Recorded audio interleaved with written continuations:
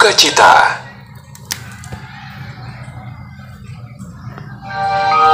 Kaum musyrik Quraisy kembali menemui paman Abu Thalib agar menyerahkan Rasulullah SAW untuk mereka hukum mati.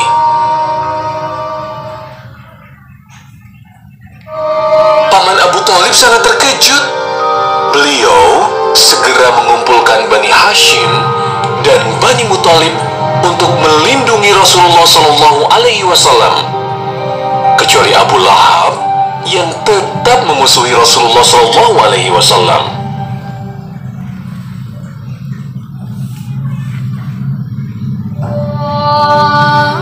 Di perkampungan Bani Kinanah, orang Quraisy membuat piagam perjanjian kesepakatan berisi sumpah bahwa mereka tidak akan menjalin jual beli, persahabatan, persaudaraan, hubungan pernikahan, berkumpul, berteman, dan bahkan tidak akan mengajak Bani Hashim dan Bani Abdul Muthalib bicara.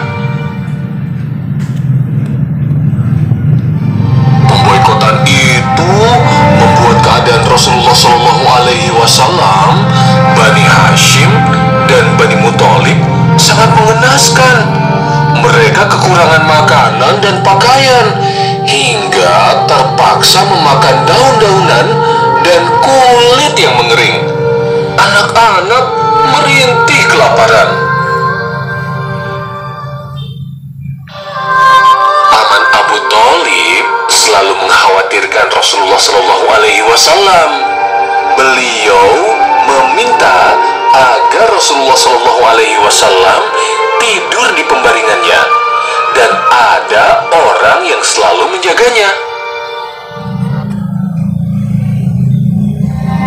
Meski pemboikotan itu sudah berlangsung selama 3 tahun, kaum muslim tetap tegar dan tidak ada satupun yang mengikuti kafir Quraisy. Pada musim haji, Rasulullah SAW dan kaum muslim tetap keluar dan berdakwah kepada orang-orang yang mereka temui. Perpecahan mulai terjadi di kalangan kaum musyrik Quraisy. Sebagian ingin membatalkan pemboikotan, terutama Hisham bin Amru.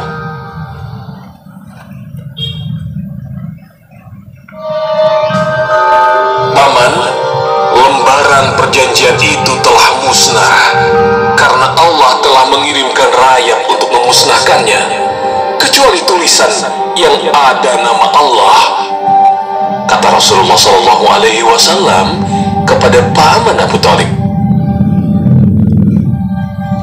Wahai Quraisy, kemenakanku mengatakan perjanjian itu telah dimakan rayap. Jika kemenakanku berbohong, kami akan membiarkan kalian berbuat sesuka hati kalian kepadanya.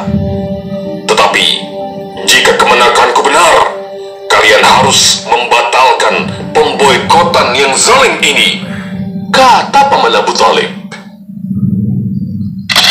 Kamu perlu tahu, rayap adalah binatang seperti semut yang hidup berkoloni. Meski buta, mereka mampu membuat struktur bangunan sangat tinggi melebihi ratusan kali tubuhnya. Meski tampak seperti gundukan, bangunan itu terstruktur dengan sangat rapi. Ada kamar-kamar khusus untuk rayap muda, rayap pekerja, tempat penyemaian jamur, kamar ratu, dan lain-lain.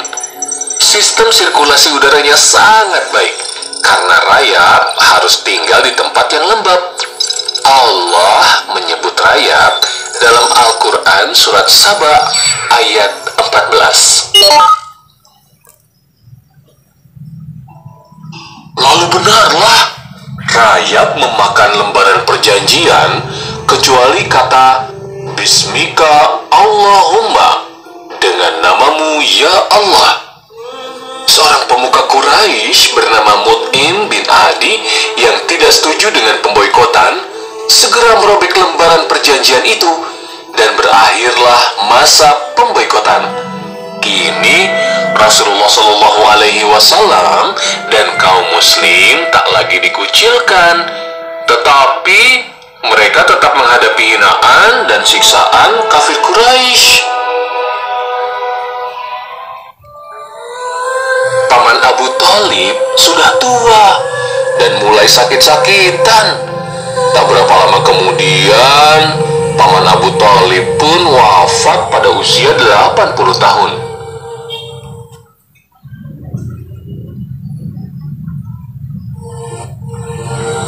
Rasulullah Shallallahu Alaihi Wasallam sangat sedih dengan kematian paman yang selama ini melindunginya. Namun kesedihan yang lebih dalam adalah karena paman Abu Thalib tetap meninggal dalam keadaan kafir. Kesedihan Rasulullah Shallallahu Alaihi Wasallam semakin mendalam ketika tidak lama setelah itu kekasih hati beliau, orang yang selalu mendampingi beliau pada saat suka dan duka, Bunda Khadijah, juga wafat.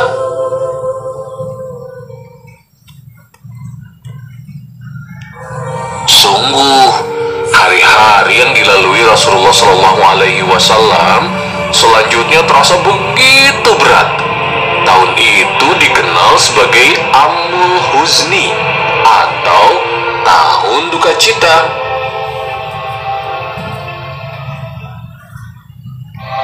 Rasulullah pernah berkata tentang keistimewaan Bunda Khadijah. Dia beriman kepadaku saat semua orang mengingkariku. Dia membenarkanku sewaktu semua orang mendustakanku.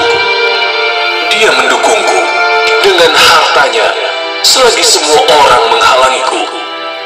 Allah menganugerahiku anak darinya, sementara aku tidak punya dari yang lain.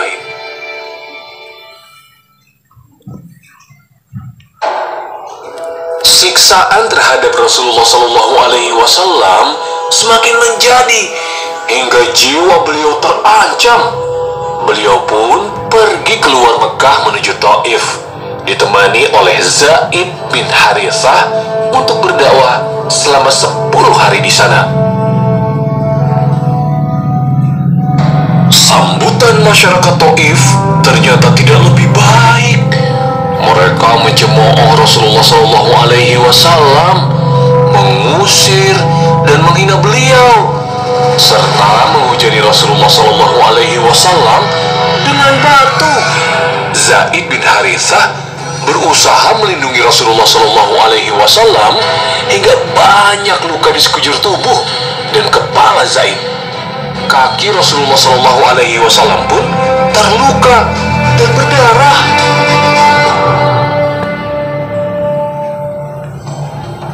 Rasulullah Shallallahu Alaihi Wasallam dan Zaid berlindung di bawah pohon anggur hingga bertemu seorang budak Nasrani bernama Adas yang membawakan setangkai buah anggur untuk beliau. Rasulullah Shallallahu Alaihi Wasallam mengucapkan Bismillah ketika Adas mempersilahkan untuk memakan buah anggur itu. Adas terkejut dan kagum dengan ucapan itu, sebab penduduk negeri ini tidak ada yang mengenal ucapan tersebut.